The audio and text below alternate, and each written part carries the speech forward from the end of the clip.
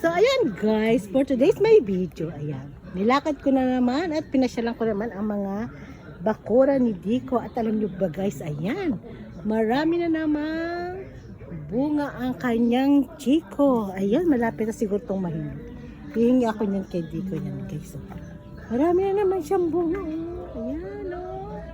Matamis kaya yan guys. Kasi nung unang nagbunga to, natikman ko. Matamis siya guys. Marami naman siyang bunga. Nakakatuwa. Alam niyo ba, ang chiko ay isa rin napaka-sustansyang fruit. So, yun guys. Maraming bunga hanggang doon sa taas at mayroon pang mga mga parang mga bubot na bulaklak. So, dito sa bakura na Dico ay napakaraming bukas.